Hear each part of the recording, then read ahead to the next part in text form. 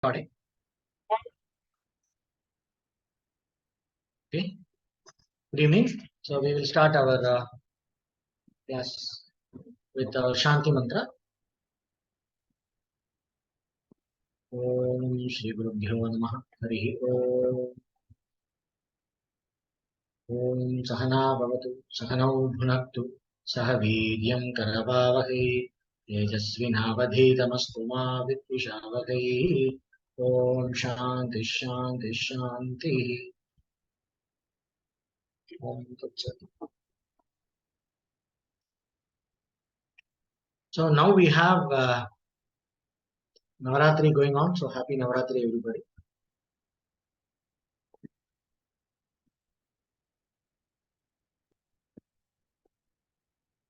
So we may be wondering,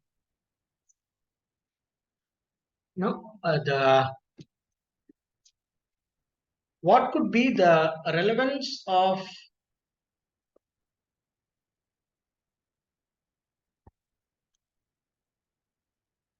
Shakti worship, Devi? It's a very unique thing. If we not only here in our Hindu culture, but if we go back in time in any continent, if you go back in time, all the archaeological discoveries are pointing to worship of goddess. So the goddess worship seems to be a very, very earlier, very, very ancient when compared to the other forms of worship. And the backward we go in time, there is more and more evidence for goddess worship in all cultures. So later it got overshadowed. For India, we don't have a problem because it has been kept alive in our tradition, goddess grace. But unfortunately, in the West, it is completely gone. Now they're trying to revive it in so many ways through Wicca and all that. So the point is, generally, they say that goddess represents the upadana karanam, or the material cause of the universe. So the universe, the creation, this world of experience that we have,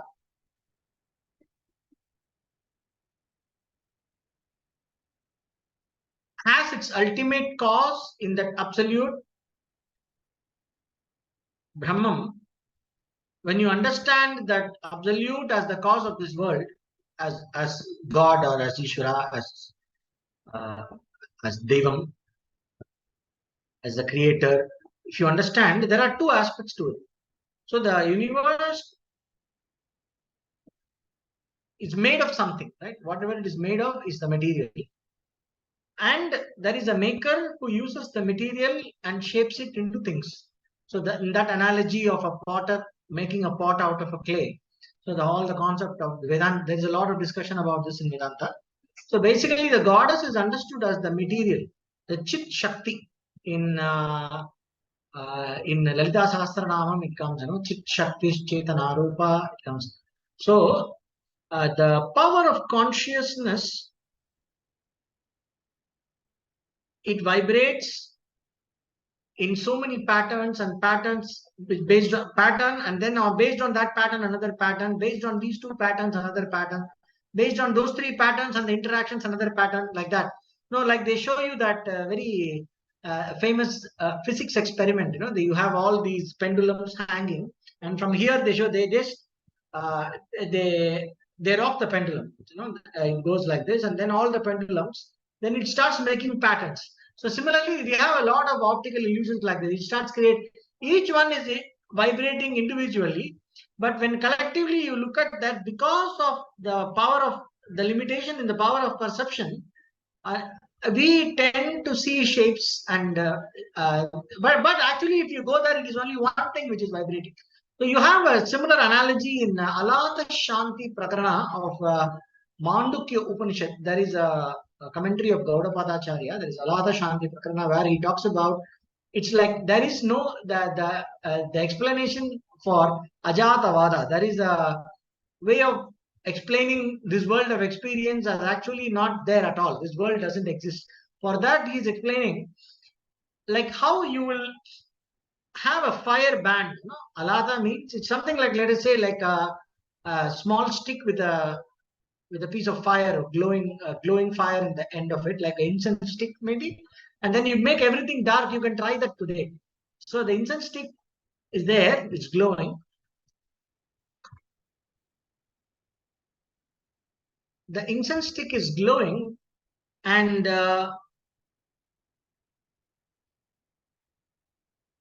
in a dark room, if you swirl the incense, if you move it in a circular fast enough, if you move that glowing fireball fast enough in a circular movement, you will not see the fireball, but you will see a fire circle, right? So similarly, different shapes. So there can be one order, and based on this order, there can be another order. So instead of while it is going in a circle, you add one more aspect to it, like this movement. So you will see a spokey circle, a circle with spikes. So within the spikes, if you create another movement, right? So if you have all that embedded in it, you will see a complete shape. But actually, what is there? It is that fireball. It is that one fireball which is vibrating in a certain way. Because of me, the perceiver, it looks like a pattern. So it looks like the circle is there. So can we say that this fire circle was created from the fireball? So what is the material of this fire circle? Because you are seeing it, this fire circle is made of this fireball. And then there is an intelligence that makes it vibrate in a certain way. So we can say the fire circle is the creation, the material cause is the fire, and the power that makes the fire go in a certain way, that intelligence, that's the intelligent cause, right? Now, the next step is very interesting. You just think about it. I'll be back in 1 second.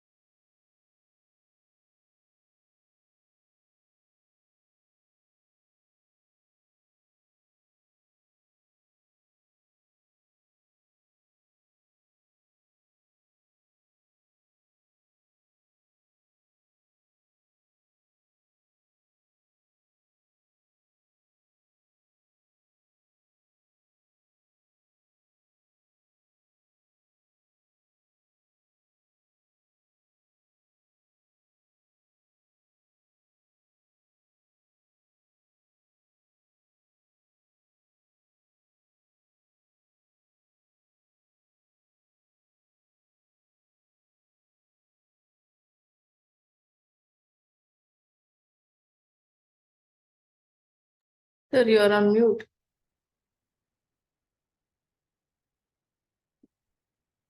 Can you try once again, sir? Yes. Right. Good. I'm sorry. Yes. So we have this circle. Can we say this fire circle is created? Think carefully. This fire circle that is created from the vibrating fireball, the tip of the incense. So can you say this fire, when the incense stops vibrating or moving in the circular path, there will be no more fire circle. So can we say this fire circle was created and it sustained in the fireball and it got absorbed back in the fireball? Can we say that? If you actually think, we can't say that, because this fire circle was never created. There is only a pattern of vibration of that one thing, which appears to me as a fire circle because of the way in which I am seeing. So it is me who is creating the creation. There is no creation out there. Which can be a one level easier version. It's called Drishti Srishtivada. I create because that is the word, because I'm seeing. By itself, there is no creation. So like this, we have Srishti Drishti Vadam, Drishti Srishti Vadam, and then Ajata Vadam based on the Vairagya level of the people. So that is in Vedanta. So here, from this Dalada Shanti, so it's basically, it is the material of the creation. It is that one fireball which is vibrating, that is creating, that is making all these shapes appear to me, the seer, right? So in the same way, it is that one conscious principle, the power of consciousness is the material.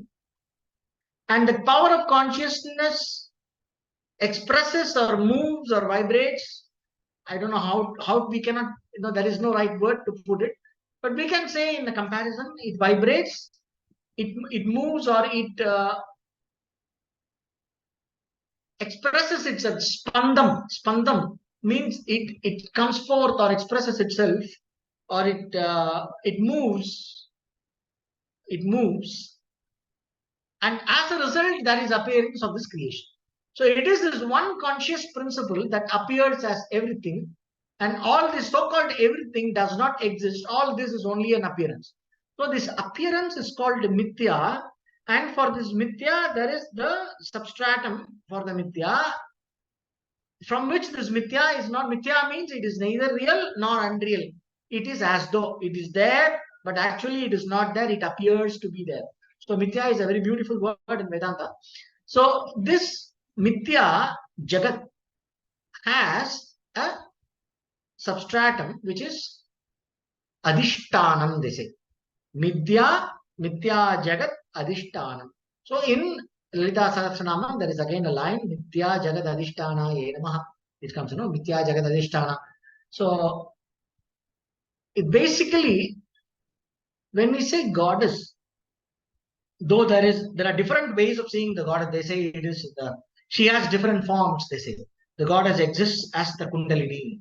The goddess exists as all this creation. The goddess exists as this Panchabhutas and everything. So when you read Lalita Sahasranama with the meaning, it is pure Vedanta. You see, actually, it is basically using the goddess, the form of goddess as the front end, in order to understand the universal, the supreme reality of Brahman, that supreme being, that one supreme being, which appears as all this, appears as me, the seer, the process of perception, and the objects that are seen. So this entire experience arises from that supreme being, is sustained in that supreme being, and it goes back into that supreme being as though. So this experience is not separate from the ground of experience, which is Brahman, which is you. So this entire knowledge is encapsulated in Lalita Sahasranama. So whatever may be the form of worship, so the divine goddess is one mode of devotion where you are invoking the supreme being as the material cause. That's what technically they say. But actually, if you see, the material cause and the intelligent cause are not two different things. It is the same thing. It is the potter who is also the clay, something like that. So it is the same intelligent principle. It makes this universe out of itself, apparently. So the universe appears in the supreme being. It is the supreme being that appears as the universe, and there is cessation of the appearance of this universe when the causes and conditions are missing, right? So the intelligent cause of the universe and the material cause of the universe are not two different things. It is called abhinna nimitta upadana karanam, inseparable intelligent and material cause, which is symbolized by the Shivalinga. So the Shivalinga means, linga means a sign, a symbol. Shiva means the supreme being, the supreme principle or Brahman is Shiva. Shiva Linga, the sign for the supreme, is as the creator, the supreme reality. When you want to understand it as the creator of the world, then in that context, as Ishvara, the linga or the symbol is the intelligent cause and the base the material cause. So the Audaya is the material cause, and the linga on top is the and the pillar on in the middle is the intelligent cause. Shiva and Shakti, they say. So abhinna nimitta, abhinna means non-separable. The intelligent cause and the material cause are not separate, which it is the same thing. And like Brahman and Maya, Sri Ramakrishna Paramahamsa, he gives a fantastic analogy. He says it's the fire and its power to burn, the fire and its power to glow. If you say like that, the fire and its power to burn, the Shakti and the possessor of the Shakti, the Shakta, are not two different things. It is only our way of seeing. So the fire and the power of the fire to burn, are they two things? They are two different aspects which we are focusing for the sake of our understanding because of the limitation of our sense perception. Right. So the fire and heat are not two separate things. So similarly, Shiva and Shakti are not two separate things. It is one thing when understood as the intelligent cause is Shiva, and when understood as the material cause is Shakti. And because all the variety, it is to understand that through all the variety and colors of life and through all the aspects of life, there is not one aspect of life that is not the supreme being. So in Navaratri, we are basically understanding and appreciating life in all its colors, and that's why. So because, and also it is a way to involve the women in the process of yoga and jnana. So it's a cultural thing, and also it contains within itself the greatest spiritual truth, which is the revelation of the Vedanta. So in every aspect of our culture, if you see, it may be art, yoga practices, the cuisine, devotional practices, whatever you say, the rituals, the philosophies, the music, whatever we take in this culture, even when you see how the simple cultural practices every day, like putting a column in front of the house, in every aspect, if you see, it is this knowledge of the supreme being and the appreciation of the reality of this, the spiritual reality of our life. It is appreciation of the spiritual reality that is the basis of whatever is the fractional reality that we are experiencing. It is this appreciation that reflects in every aspect of our life in this, in the Vedic culture. So, and one of the pinnacle of all that is the Navaratri festival, the festival of the goddess. So, it's wonderful that we are able to have. I think we will have one class or two classes. Uh, Today is 17, 18. Today is 16, 17, 18, 19, 20, 21, 22, 23. Yeah. So we will be having two classes in Navaratri. So that's wonderful. So last class we were talking about taking self-responsibility for our sadhana. So that was the main thing that we talked. And we talked about Chitragupta and there's Punya Papam and all that, and how important it is to come out of the mediocre religious obligated attitude. So there is a certain debt that we owe, or debt is not a nice, nobody likes to pay, like everybody likes to take money. But when it is coming to payback time, though you are righteously willing to do that, it is a pain. It is not, there is a pain in that, there is a difficulty in that. There is a kind of a sad feeling in that, oh, I have to do that to give back. Or I just got my salary, I have to give 50-60% of it back to the EMI. But when it's not a nice feeling. So let's not call as a debt to the culture. Let us say as an expression of gratitude. As an expression of gratitude to the culture and all the religious systems and the structure of the religious life within which this spirituality has stayed alive for thousands of years. As an expression of gratitude, we may observe we could observe a few things like the Navaratri festival and other things. Every day, the religious rituals that we do. So let us not bring an attitude of obligation into that or paying the debt back. They call it Rinam, Deva Rinam, Pitru Rinam. But it's very limiting, that very kind of thinking. It's gratitude.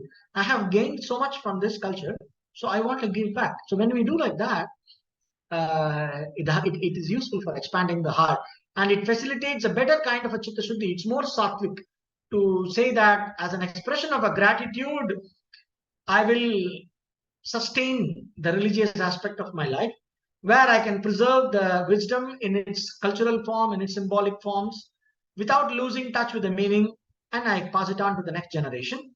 And that's exactly how I got, you got. Whatever we got from this culture is because somebody took care of it, either knowingly or unknowingly. And we have all our acharyas who are, all of them are, enlightened masters, but they still they do a lot of pujas, and they do a lot of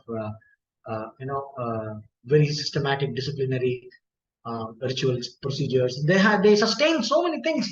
If you take a Shankara Mutt, it's like an university. It's like a spiritual university. They sustain so many things in that.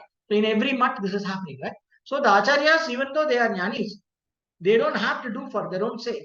They do it for the sake of the society. So they say, so as an expression of gratitude, we could do that and sustain the religious life. But while we do that, it is very important that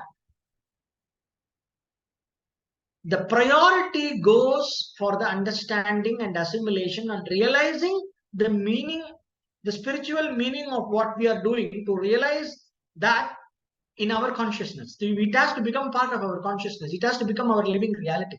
So this is what we saw in the last class.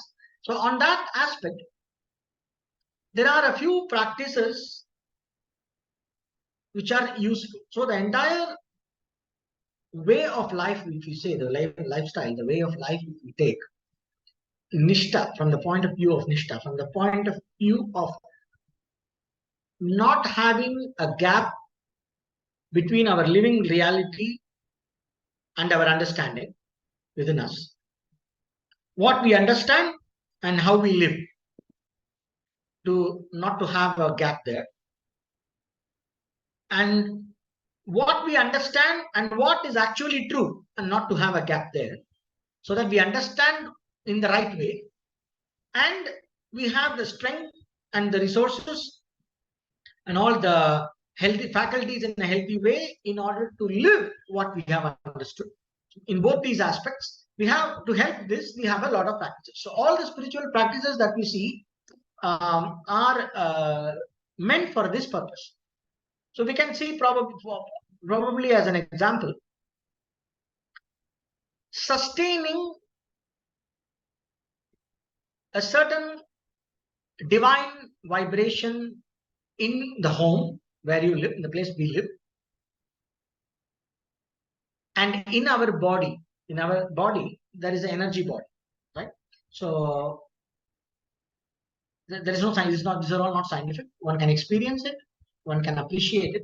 One can see the entire the mood. The whole mood changes. So once we could not do a class because of Ashtami, and we all did some chanting together.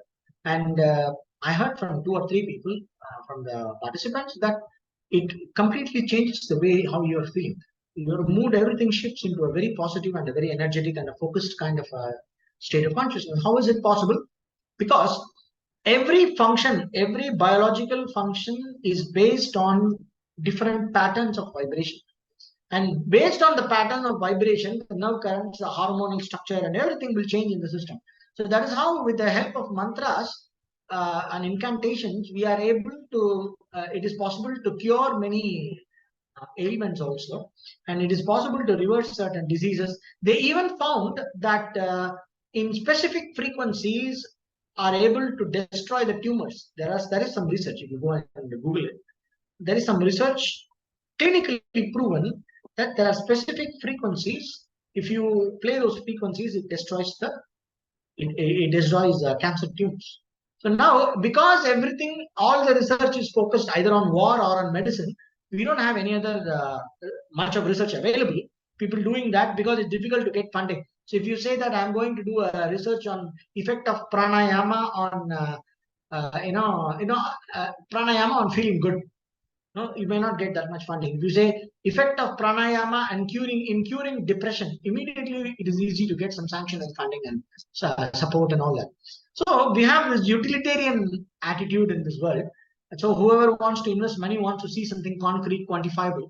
So because of that, you have a lot of these researches going on in the medical field, and there is a research which says about the effect of vibrations on how it acts on cancer tumors, etc. So it just indicates, it doesn't say that, it does not approve, it points to a direction. It points to a direction that vibratory patterns are very effective. So when you chant mantras, it makes our prana, the vital energy, which is centered in Muladhara and Nabhi. Nabhi is navel. So if you go behind the navel, and then you go down between the navel, genitals, and your sphincter, your anal area, and the perineum. So between the perineum, genital, and navel, in that area, if you focus your attention, somewhere down, you can feel a certain energy center. You can feel a place where it feels balanced from all directions. All these things can be discovered by a person habituated to meditation can feel it if you are able to pay your attention to that.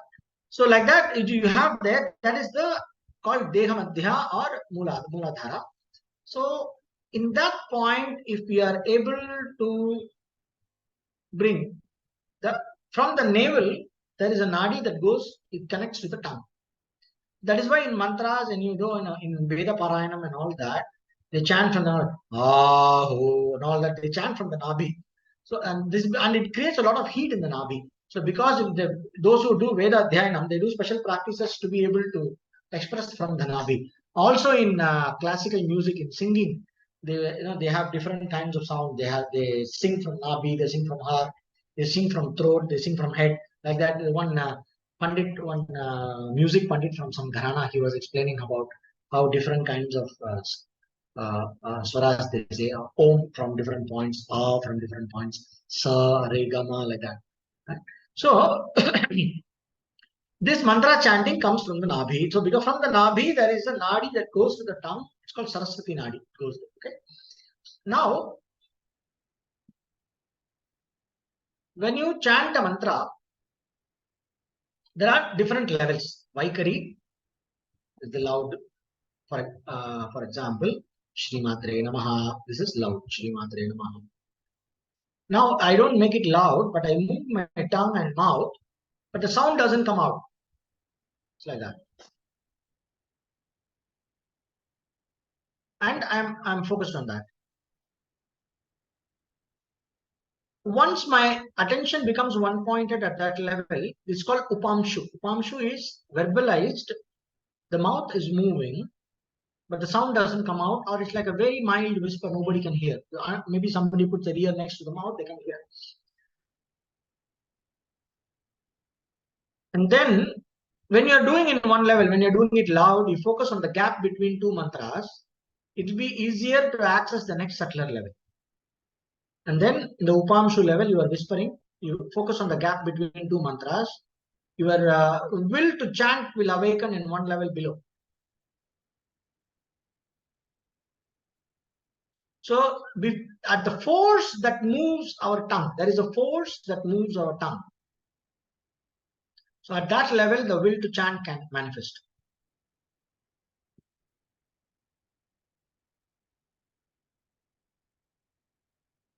And you stay focused there, sustain the intention, chant there. And as it gets intense, that will to chant goes down like this to the chest and goes down to the Nabi. And once it touches the Nabi, it touches the prana, and the prana can start vibrating. So that is when your unconscious mind and your conscious will chant the mantra together, and there will be no conflict. There is no distracted mind and a concentrating mind. Your whole being, that sense of self, is completely integrated, and your will your thinking and the will to do, the faculty of speech, everything is aligned, and it repeats the mantra. You can feel the mantra movement, the movement of chanting vibrating here in the navel, and then it goes down. And if you sustain it there, it goes like awakening in one layer below, like that. And every time it goes one layer below, there is a sense of expansion. You can feel that. So when it touches the Mooladhara, the prana picks up the mantra. The prana picks up the mantra, and if you sustain the vibration of the mantra there, the prana takes the shape or the form that the mantra represents. What you actually chant, what you actually visualize in what they call as dhyana slokam, there is a meditative slokam of visualization. And there are different sloka, there are different ways of visualization. It helps you to focus your buddhi. Your thinking faculty is able to focus on the deity, on the subject of meditation. So however strong it is, when the prana picks up the vibration of the mantra, it starts energizing the image that you have visualized. And that image that you have visualized comes alive. It is something like a voltage, it's something like an amplifying or a voltage boost for the nerve currents that are responsible for the visualization process. So it starts becoming alive. The deity that you visualize or imagine starts becoming alive, because it's getting pumped. That visualization is getting pumped with prana, because the prana has picked up the chanting. So the mantra shakti, as prana shakti, converts into nada. When prana picks up the mantra vibration, it becomes nada. So in one nada, and there are a lot of technicalities there of how many nadas, how many nada pulse we should use in a mantra like that. For example, for Sri Vidya, there is a text called Varivasya Rahasyam by Bhaskaracharya. So he talks about, a lot of tantric texts talk about that. Those who have done a lot of japa and realized this reality inside them, excuse me, so they can tell you. So when we do that, what happens? When the prana picks up the vibratory pattern, so mantra is a pattern, okay? Prana is the energy or the electricity or the voltage. So when the prana picks up the pattern, the energy vibrates in the pattern. Then what happens? Our energy body, or Sukshma Sarira as you call it, starts transforming into the form of the deity. Literally. So the person becomes the deity. Because the individual starts acquiring the qualities of that deity, or whatever the qualities of the divine form that the mantra represents. That divinity, think of divinity like a software. A deity or a divinity is like a software. So it has certain qualities, it has certain powers, it has certain level kind of intelligence, an attitude, all of that goes with that. So when the person's prana takes the form of the deity, your subtle body becomes a kind of a divine body, right? Based on the kind of upasana they are doing. So basically the person becomes the divinity or the god. So a proper upasaka is like a walking god, because that person's entire subtle body is filled with that mantra vibration. That is why they say, there is a saying, Lokanam Devadinam, Devanam Mantradinam, Mantranam Brahmanadinam. All the mantras are in the, all the deities are in the mantras, and all the mantras are with the Brahmana. Brahmana here, it means the person who has studied the Vedas. The Vedas are in the form of mantras. So the person who has done Adhyanam of Veda, all the mantras he has practiced and chanted and everything. So his prana can instantly tune to any mantra pattern, any vibratory pattern. He can invoke, and immediately you will feel the presence in the whole system. Your whole body will start feeling the presence. It's not a joke. It's very nice. So this kind of elevating experience, what is its relevance is that in this kind of practice, what happens? Your unconscious mind is completely taken care of. If we see in our everyday life, our conscious mind is only tip of the iceberg. We do a lot of struggle. We think, we calculate, and then we use a lot of will, and we fight against, the inner demons. We say whatever the compulsions we have, the likes and dislikes we have. So there is a constant interference from the background, right? So sometimes we want to do something, but our inner nature, the programmed nature, our likes and dislikes does not cooperate. Then it becomes a big problem to sustain. So it requires a lot of energy to fight the monsters inside. So in a way, monsters inside, in the sense, the unwanted qualities that we have inside.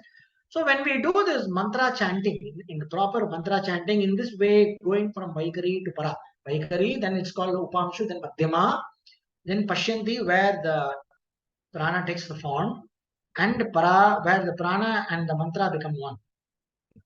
So these are the 4 levels of japa.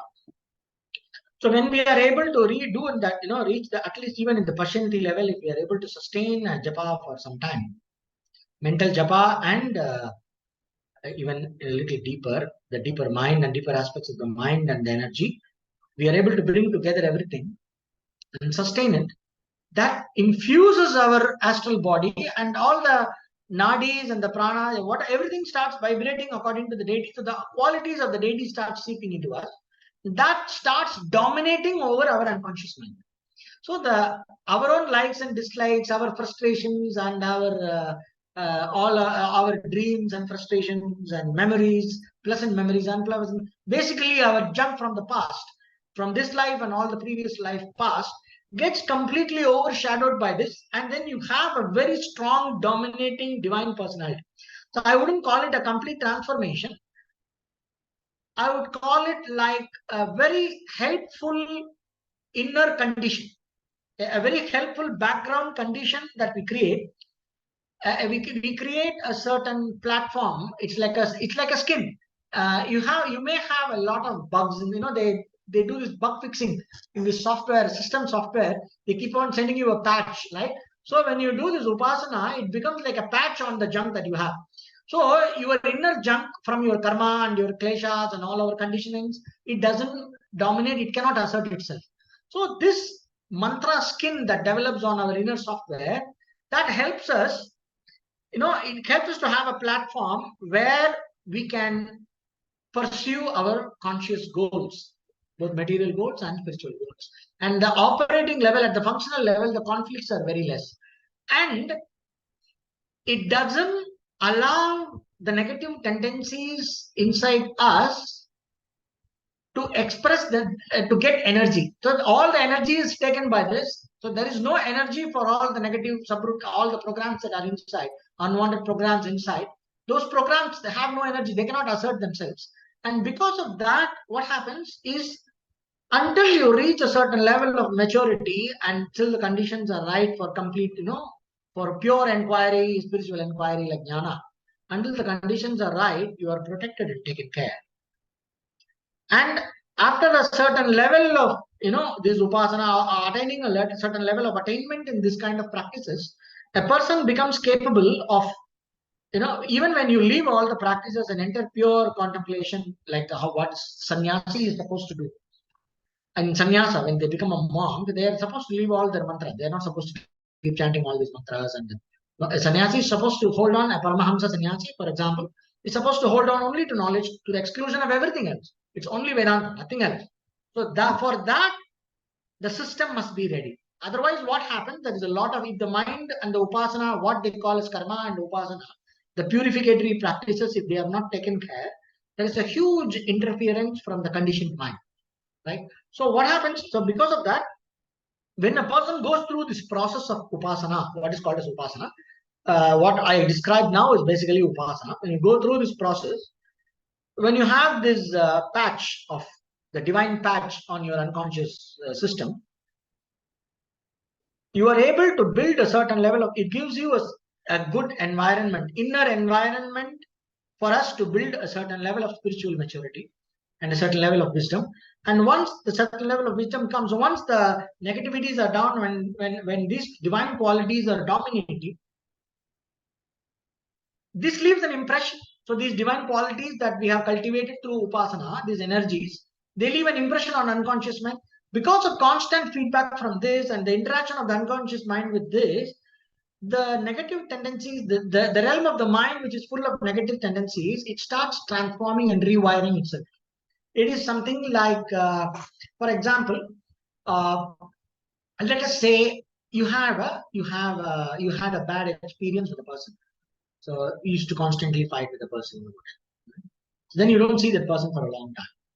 You see the person after 10 years, you meet the person, and first thing that memory comes. But then that person is behaving differently. Right? So the behavior of the person is very nice and all that. Even though you have the negative memories from 10 years back, currently the person is behaving and treating you very well and seems to manifest certain positive qualities. Then what do you say? Yeah, I met him. He's so changed now. It's very different. It's nice. It's not. Uh, Last 3 or 4 meetings, it was totally different. It's not that Ramu or Sumu you saw before. You say like that. Then what happens? You are able to handle the old negative memories in the light of this positive behavior. Current positive behavior has made an impact, and you are able to process the old negative memories in the light of this current positive experience, and it creates a certain rewiring. There's a beautiful Tirkural, it says, Kondranna inna seino. If a person gives you trouble, like as though he is killing you, Kondranna inna seino. The trouble, giving trouble to the extent of which looks like as though you are being killed by the person. Even to that extent, our say that person, ஒன்று நன்று உள்ள கிடம். If there is one good deed, if that person has done to you, you have to think about that, he says. So when a person is doing a lot of trouble, if you just remember that one good thing that person did for you, and just take support of that memory for some time, it will nullify all the negative feelings that all his other actions, all the trouble that the person is giving. This good memory, holding on to this good memory can nullify all that. So the records inside, the quality of the records inside changes, and it starts getting rewired. So similarly, all the negative tendencies and the negative, the different kind of negative ego structures, the vasanas for basal pleasures and things like this, all of them to a certain extent, they get kind of, they become very mild and powerless. They get a kind of burned, they say. It becomes powerless to assert itself. So the negative side, or the ignorance reinforced karmic patterns, and the pain causing affliction patterns, what we call as klesha. If you Google klesha, you can see that raga, dvesha, abhinivesha, avidya, asmita, klesha yoga. If you put it, you can read it. A lot of material. So these kleshas and karmas, the way they assert starts coming down. What Patanjali in Yoga Sutra calls it as klesha tanu karanarthascha. Klesha tanu karanartham means becoming less powerful, becoming thin, incapable of asserting and affecting your life and affecting your thinking pattern. In the sense, a person who has a very deep-seated negative attitude towards something, the whole, even the thinking and the judgment gets clouded by that. So when we do this mantra sadhana and chanting and this upasana, what happens is that the entire buddhi is guided by the divine power. That is what in Gayatri, the practice of Gayatri Japa, in Gayatri Upasana, it says, Dhiyo yonaha prachodaya. Asmakam Dhiyo Dharmadi Gocharaha Preriyat Yadvargaha Tatparenyum. Dhiyo Dharmadi Gocharaha. The one, that supreme light that guides my thinking. That supreme light that guides my thinking and action, may that illumine our intellect. That is the prayer, right? So, and also it has a certain effect because of the mantras, vyakritis, and the structure of the Sanskrit and everything. So it brightens our intellect, it makes the intellect more sattvic, the mind more sattvic. Similarly, every mantra has its effect. And when we do that, the intellect, the thinking faculty is taken over by the vibration power, and it guides the intellect in that direction. It tells us how to think. The way we think is guided by a divine energy, and the way we think is not guided by our program. So this is exactly what happens with upasana. So a person who has done upasana, that person's intellect and the thinking faculty and the ego structure is backed by the divine vibrations. And because of that, it becomes easy to inquire into the nature of reality, to the nature of the self, to inquire into the meaning of the Shastra, etc. And then the person can be ready for pure inquiry that leads to wisdom, which is liberation. So that is the significance of this. So in being Navaratri, one of the most powerful chantings that can be done is the Lalita Sahasranama. We don't have time for Lalita Sahasranama. You can chant the 10 names of the goddess. Ganga, Bhavani, Gayatri, Kali, Lakshmi, Saraswati, Rajarajeshwari, Bala, Shamala, Lalita. It comes in a shloka. Ganga, Bhavani, Gayatri, Kali, Lakshmi, Saraswati, Rajarajeshwari, Bala, Shamala, Lalita, Dasha. So that shloka can be chanted 3 times, and you can memorize the 10 names, like how I told the 12 names for Lord Ganesha. Similarly, these 10 names can be memorized and one can repeat it. Especially during Navaratri, it has a wonderful. You can capitalize on all the collective vibes that is happening around us. So we can tune to all that and create a resonance inside. Use this days for creating a resonance inside us by chanting the names of the goddess. So you can take from here Ganga, Bhavani, Gayatri, Kali, Lakshmi, Saraswati, Rajarajeshwari, Bala, Shamala, Lalita. Right? Just keep repeating. Just like how they say Hare Rama, Hare Rama, Hare Krishna, Krishna Krishna, Hare Hare. It's a Nama Japa. Similarly, there is Nama Japa for the goddess, for Devi. So with that, I will stop the class and I will open the floor for some questions. After which, I will chant the Shanti Mantra and complete. We were discussing about the point of doing mantra sadhana and upasana. That's what we discussed today.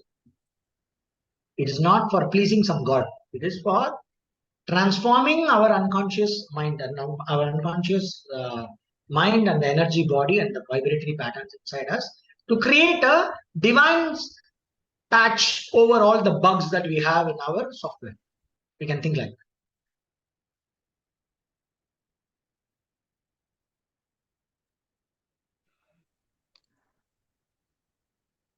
Sir, good evening. Good evening. Oh, you're here. Yeah. Yeah. Actually, I have dropped a few questions on the chat. If we go to any tantric astrologer, no, he gives few mantras for few purpose.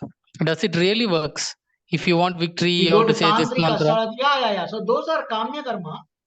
Okay. We discussed in our lecture a few lectures back. We discussed that we are not going to deal with kamya karma.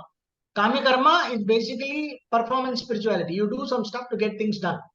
Okay. So generally, if a person is has the aim of moksha, eternal happiness or freedom, or the happiness that in the last class I told about, there are two things: the true, real, eternal happiness and temporary happiness. Okay. Okay. If you listen to the previous lecture, you can see that was the main topic. So why it is important to choose eternal happiness, and it's more intelligent choice. So all these mantra chanting and various specific purposes we have, they all do work. They do work to some extent if it is given correctly by the right person. Assuming that it's like, the doctor gave me a tablet. Does the tablet work? The tablet works, but whether is it the right tablet, that is another question. Okay. Right? So we trust the doctor and take the tablet. So similarly, these astrologers and tantrics, they may give some mantras. If they have a proper background, if they have done some proper study, and they have a proper lifestyle, if they are also doing some proper upasana with all the rules and everything, so if they give, generally it works. But I will not recommend problem-solving mantra chanting unless it is a dire necessity. Not for everything, okay, I need to get a job abroad. These kind of silly reasons, you don't do. I want to Shani Preeti, Rahu Preeti, this Preeti, that Preeti. It goes endless. So then what happens? One becomes, like these politicians going to astrologers. They're all the time going to get things done. Our mind will become like that. It becomes more corrupted than a normal person. So I will not recommend that for a spiritually inclined person. So if a person is a materialistic person, he wants to use spiritual tech for getting material things done, then that is spiritual materialism. Spiritually empowered materialism. So they can go ahead. And I generally don't address that. But yeah, it does work. If it is done properly, it works. Number of times we chant, pronunciation really matters, absolutely matters. And if you do chant it along with the knowledge of the meaning, the power of the mantra is even more because your sankalpa shakti adds to that. Right. The ragas we chant should be the same. What raga? No, if we chant this Lalita Sahasranamana, we hear from MS blessing. Right. So there are two kinds of chants. Okay, there are Vaidika, the chants from the Vedas, Veda mantra. For example, Sahana Bhavatu, Sahanam Bhunaktu. It's a Veda mantra. The Yes. Veda mantras are done according to the Udata Anudata, how it is done in Adhyayana. So we have to go and learn from a priest. Okay. For example, they introduce this Sangachatvam, Samvadatvam. There is one Yoga Day chant. Okay. Government introduced that. Everybody's chanting Sangachatvam, like that they sing. But it is from the Aikyamanta Suktam of Rigveda. Okay. And it has to be chanted in a particular way. So my Guruji told me to go to a Rigveda Ganapati or somebody, an Acharya, Upadhyaya, and learn from him for 3 days, give Dakshina, learn from him for 3 days, Aikyamanta Suktam, or at least these 3 lines. And after that, only I can chant in the yoga classes. Oh, great. But in government, what they're doing, they just throw it around like that. So we can read that, we can study that, we can appreciate the meaning, that's all right. But when we chant a Veda mantra, it has to be done according to the swara. We say, like that, no? All the mantras have that properly. Om Sahana Bhavatu, Sahanau Bhunaktu, Sahavedyam Karavavahai. Right? Sahavedyam Karavavahai. Like that. Every mantra has that. And in Rigveda, the pronunciation is different. Krishna Yajurveda, the Udata Anudata is different. Shukla Yajurveda, the Udata Anudata is different. So based on which Veda, Shaka they are learning, it has to be done according to that. But there are Pauranika mantras. There are these Lalita Sahasranama, Vishnu Sahasranama. These are all coming from the Puranas and the Agamas and Nigama. So these are composed by the Rishis. So if they are Bija mantra, the Mantra Shastra tells you how many matras for each mantra, for each Bija. Okay. Like Lam, Vam, Gam and all that, right? So these Bija mantras have certain matras.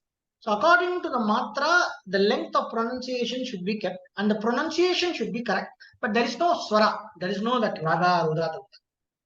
You can sing, yeah, Sri Mata, Sri Maharagi, like that you can sing with the guitar, nothing wrong. Okay. Because it is a Pauranika mantra, there is no rule. So if you want to sing, you can sing Pauranika mantras, but take care not to go too much overboard like this Deva Premal, you know, like all the pronunciation is wrong. The words are extended too much. You know, I don't know much of Sanskrit, but I can tell in Tamil. When you say makkal in Tamil, it means people. Yes. People. But if you say makkal, it means animals. Yeah.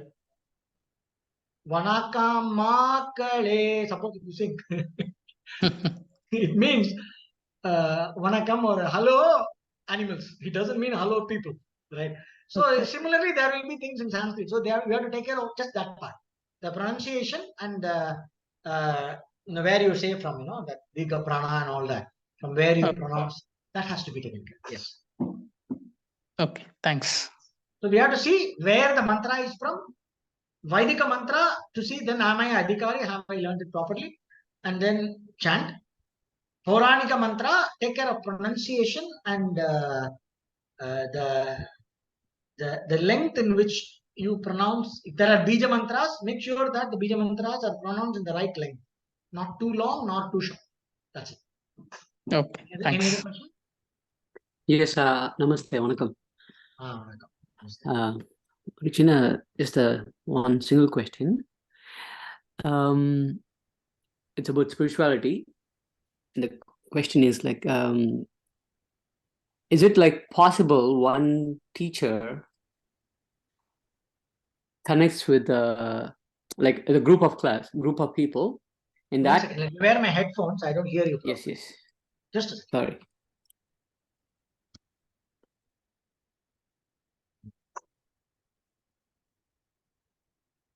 Yes. Okay, this question is like it's not about my practice, but this question is like a social beneficial. It's kind of a, you know, in the law we say like for the society. It's kind of a question. Most of your questions seems to be like that. Okay, tell me. Yes. Okay.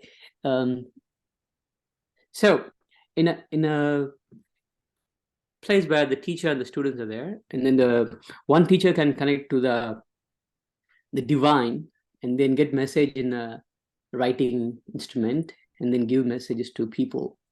Okay. Yeah, I heard this recently. So how like how do you see this? That's all. How do I see it? So I Like mean, on you're that talking- particular day, for example, this, like Arulvaka thing. yes, particularly for this Navratri, the 9th day or something, they will be having a group session, and in that they are going to receive divine messages from the divine. Only one teacher will receive it, maybe earlier morning or whatever, and then give messages to people. Individually or just a general message collection? No, general. It will go individual questions in Okay. messages, Just, writing messages, but it comes to let's- everyone. I don't want to comment on that particularly. Basically, it is an intuition. He is tuning to the deity and trying to receive something. So let us say that in an altered state of consciousness, something strikes his head, either Okay, from the so- as Okay. long as it is not weird, as long as it is not contradictory. This is how I will treat it. As long as it is not too contradictory to common sense, and it is not harming anybody, and it is useful for the general well-being of people, both material or spiritual, then it's all right. No problem, because these kind of things are required to keep the crowd. You have to Okay. show to keep the crowd. So And if you from don't that, keep the crowd, they will go to some wrong guy. okay, in this particularly, I have this question again on this.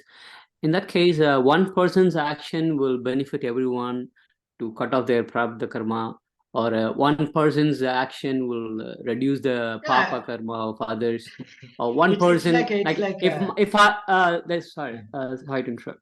So there is one time I was listening from Acharya, like okay, I surrender to my teacher everything. So whatever I do practice, I will surrender all my punya to the teacher. Basically, no, you surrender to Yogeshvar, not to the teacher. yeah, I mean teacher, Paramaguru in that context. No, But anyway, Yogeshvar. so one's practice is for one's own like one's own path of growth. One person can save everybody, Then we can all become and the Christian. practitioner. Okay. So then we can all become Christian. Some guy died on the cross to save everybody. The Okay. same. If that is not okay, this is not okay. It's not possible. It's not possible, but it is what you can say that it is an Arthavada. Arthavada means an exaggerated way of saying so that it helps you to have more faith. But it's not true. All right. That's all. I just wanted clarification. And Definitely not true. Nobody can do. Okay. You have to take care of your own junk. To some extent, a guru can help by creating conditions in your mind, etc., to manifest a more beneficial trait inside you in a given point of time, so that you are able to take care of your problem in an easier way. That much can be done. All right. And it's very Indeed, that's important. all. I have a general rule. When we are not only for this question, for all such similar questions, when we are on the path to eternal happiness, which is our own nature, self-realization, moksha, whatever. On the path to freedom, let us say, I like the word freedom. My favorite word is freedom. On the path to freedom, Jivan Mukti, the path to freedom, it is very important to minimize mysticism and maximize knowledge.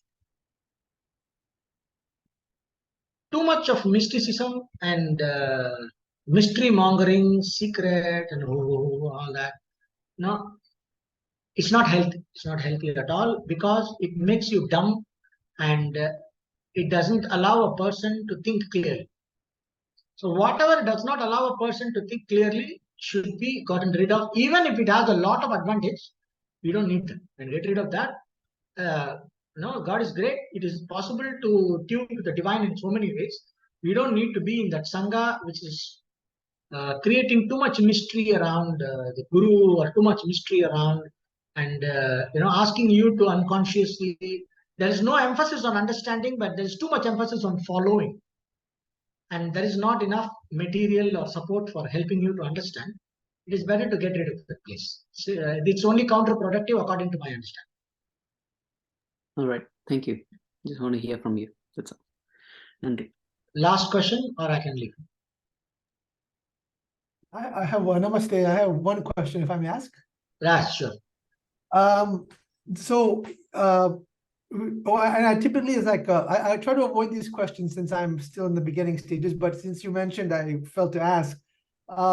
Is my understanding correct? So you said this. You were saying at the beginning of the class with the example of the incense, and that's like the ultimate reality, and it just looks vibrations. Is like the incense turning in a circle, right? It is an example, an illustration. Yes. So is that does the teaching say anything about how or why if it is you said it was the mind that takes these forms that we see in this material world? Does the teachings say anything about how or why how certain forms come about? Because for like a Western mind like mine, or scientifically thinking, trained mind like mine, there's a question of like, why are there 118 elements, and why is it was similar to something I asked earlier, but why is the force of gravity this specific number on Earth, and if all of this is the mental taking the form of the physical, are there rules or theories on why this happens, or is that outside of Vedanta and more in the realm of the material sciences? These are basically patterns. So all patterns, if there is a recognition of a pattern, in Vedanta, all the creation is put in one bottle.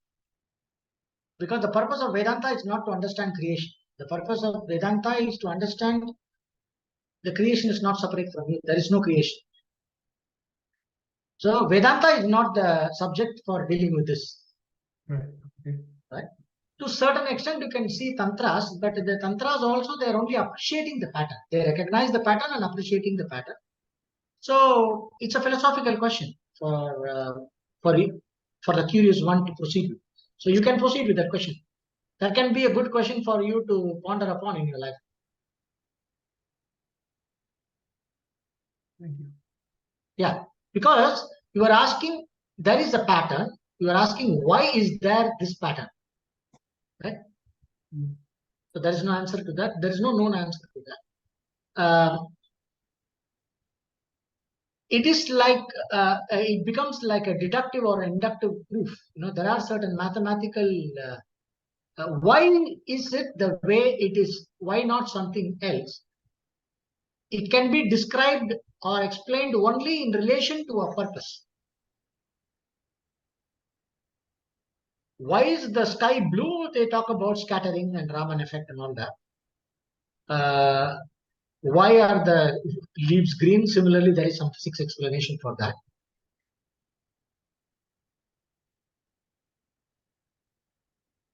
But still, that explanation only gives the answer in relation to its purpose. It's only a relative answer. So absolutely, there is no answer.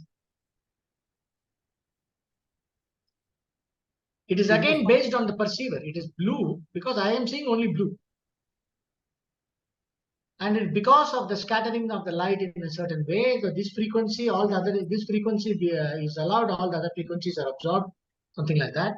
So, and similarly, you have, for example, you are talking about, let us say, in an isosceles triangle, the square of the two sides adding equals the square of the third side, right? The a square plus b square equal to c square, that thing. Pythagoras theorem. So, and on the three angles are 180 degrees. That's the way it is. So how can you say, why is it like that? So it's a more philosophical question. Probably you can ask this next week. We are having somebody who studied Western philosophy. I'm bringing a guest lecture next week. So that person has studied Greek logic and other things. Probably you can ask this question to him and let us see how Western philosophy has approached these questions. Because we don't ask these questions like, for example, there is a philosophical question, which is, why are there things rather than nothing? There is a question. Yes. So we don't ask questions like this. We say these are all futile questions. So our questioning follows our purushartha. So this kind of curiosity questions, Western philosophy deals with a lot. And next week we are getting a guest lecture. So you can ask him. So let us see what he says. Because I have not studied Western philosophy. He has studied. Maybe if these questions are dealt with in any, in Aristotelian logic or Plato's philosophy or existentialism, something, if it is dealt with somewhere, he'll be able to answer. Yes. No, you're correct. Yeah, Western philosophy asks these questions all the time. Yeah. I'm sorry? You're correct. Western philosophy and people ask these questions all the time. This is the Yeah, I know. No, I appreciate these questions a lot, but I have not delved into this. Why is the pattern there rather than something else? No, that I have not inquired in because it has not been in my interest. Now that you have sparked my interest, I'll go into it. Thank you. Thank you. Thank you. Next week, remember this. Ask him. Yes, definitely. Yeah. Thank you. Thank you. Okay, so let me conclude the meeting with Shanti Mitra. Purnamadah Purnamidam Purnat Purnamudachyate Purnasya Purnamadaya Purnamevavasishyate Om Shanti Shanti Shanti Om Tatsat.